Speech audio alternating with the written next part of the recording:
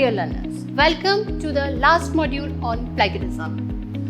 And let me remind you what all we have covered in the two modules of plagiarism. The very first module, we discussed introduction to plagiarism, different types and few case studies. And in the second module of plagiarism, we have discussed different plagiarism detecting tools. And in this module, we will discuss how to prevent and resolve plagiarism effectively. So after completing this module, you will be able to understand how to avoid plagiarism, and we will move with this lesson plan. We will discuss different strategies to avoid plagiarism, preventing plagiarism, correcting plagiarism, and preventing text plagiarism. And there are three methods of preventing text plagiarism that we will discuss: paraphrasing, direct quoting, and summarizing, and avoiding image plagiarism. Now let's move to avoiding plagiarism. So what should we do to avoid plagiarism? The simple answer to this question is you have to write in your own way, but it is practically impossible, because whatever you write, the knowledge remains same.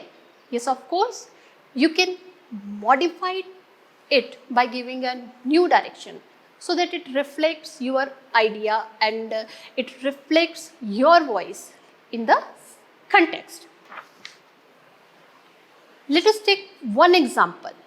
If you want to define table, table is a piece of furniture with a flat top and one or more legs, providing a level surface for eating, writing or working at. So this is the basic definition of table. Now if you have to define table, how will you define? You will define like table comes in the category of furniture. It is having a flat surface and four legs, and it is used for eating and working. So maybe like that you will define a table. So the thing which should be kept in mind is you should keep the same central idea with little modification as per the requirements. So the plagiarism can be avoided simply by giving due credit to the original source. So the single key is just be honest. You have to be just honest while writing any of the research paper or any of the review paper or any of other type of academic writing. You have to give due credit to the source. You have to attribute, cite, and you have to acknowledge the source honestly. And ask for the permission for use of document, figure, and graph if you wanted to use the same in your work. You have to respect the IPR and other people's idea in academic exchange. Ask for permission for copyright, for use of graph, for preventing plagiarism. So now what are you going to do next? You have to write down each and everything you do, and you have to start right from the problem definition to the literature survey. You have to anticipate the time points of academic writing where the plagiarism may remain unattended. So what are prevention strategies? Refer good quality, reliable resources in literature survey. Keep record of each and every resource. Arrange and organize the literature for future use. Now let's see them one by one. Refer good quality and reliable sources in literature survey. So what you have to do? You have to refer good quality resources. And what may be the different resources for literature survey? You can take them from a journal, from a book, or from any other web resources. And if you are using a journal, see that it is of a good quality journals.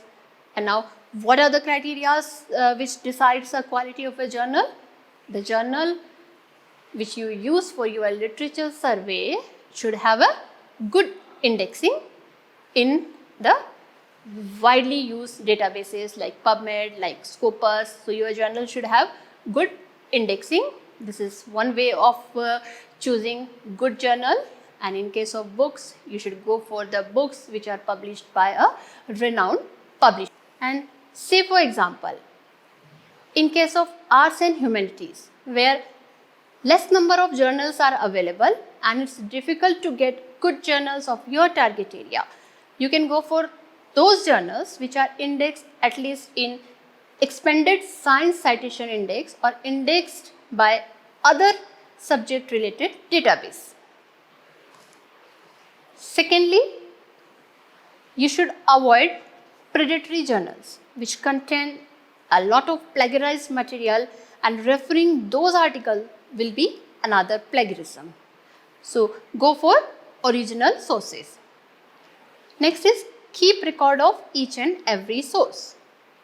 In literature survey, we often forget to note down the source of some text and other materials you have taken from.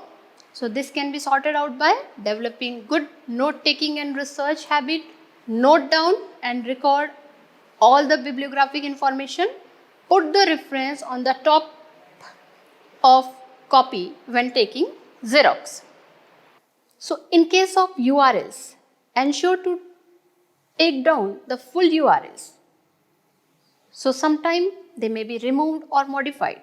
So the date on which it was accessed must be noted. And in case of journal article, as per the referencing style, and DOI must be noted. In case of book, different editions of book may be little different in content, so ensure putting edition along with the other information. And check the copyright information of web resources or Creative Commons or in public domain, and then decide what to take and how much you should take. So next is arrange and organize literature for future use. For this thing, you can develop your own way of arranging the literature for further use. You can store them in your computer with the name, with the file size, or you can arrange them in an alphabetical order. So you can develop your own way. And one more thing you can do, you can spiral bound the hard copies of the literature. So it will be easier for you to access them whenever needed.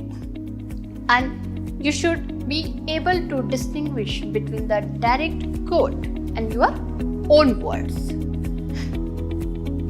You can adopt color coding, symbols, underlining, font change to distinguish direct quote from the paraphrasing and summaries.